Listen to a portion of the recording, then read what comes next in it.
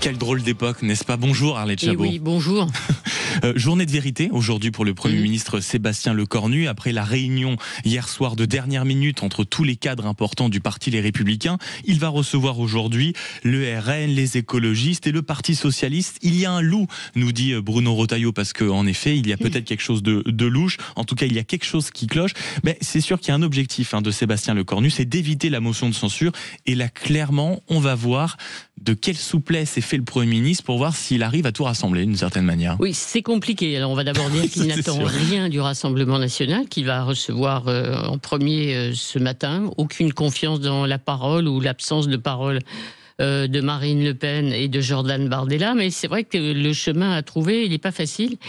C'est celui d'un pacte de non-agression, de non-censure avec les socialistes. Alors c'est compliqué parce qu'on a bien compris que déjà Sébastien Lecornu a dit non aux mesures phares de la gauche et reprises par le Parti socialiste, c'est-à-dire non à la taxe Zuckman et non à la suspension de la réforme des retraites. Alors il a fait fuiter hier un certain nombre de propositions qu'il va formuler ce matin devant la délégation du PS en matière de justice fiscale, la taxation des holdings et des biens personnels à l'intérieur des holdings, pourquoi pas, l'amélioration de la retraite des mères de famille, par exemple, grande revendication effectivement de la CFDT. Et puis, si je reviens un peu sur la fiscalité, ce sont les prélèvements exceptionnels qui ne le seront pas et qui seront reconduits cette année sur les grandes entreprises comme sur les plus riches. Voilà, c'est compliqué, c'est d'autant plus compliqué pour le Premier ministre qu'il sait que les socialistes sont assez méfiants.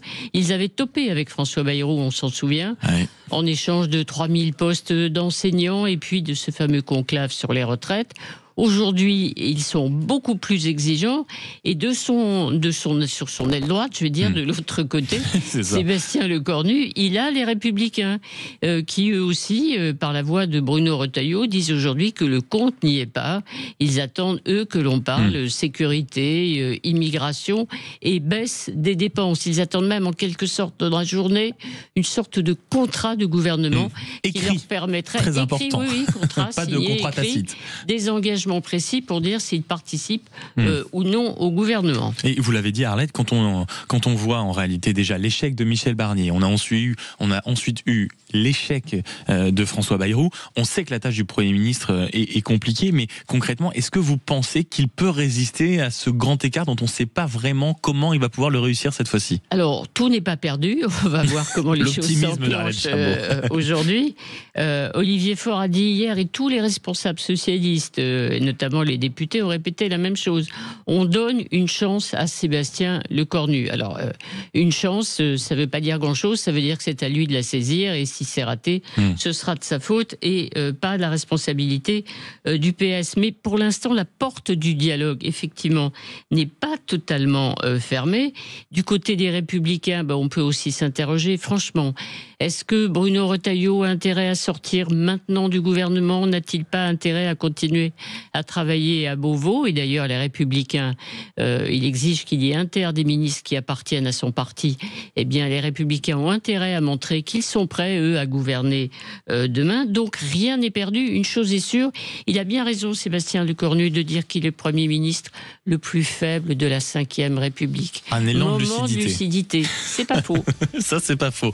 Drôle d'époque, signé Arlette Chabot, comme tous les vendredis. Et précisément sur tous ces enjeux, c'est Philippe Juvin, mon invité politique d'ici un gros quart d'heure, qui sera au micro de Sud Radio. Et très intéressant, notamment sur ces compromis budgétaires à faire, pour la simple et bonne raison que c'est le nouveau rapporteur du budget. Donc autant vous dire qu'on a de la matière pour discutailler. Il est 7h53 sur Sud Radio. Dans un instant, vous retrouvez bien sûr la touche d'humour, la respiration de votre matinée avec les Chevaliers du Fiel. Et puis vous l'avez entendu, la suite du programme juste après, toujours avec le même numéro, 0826 300 300. À tout de suite.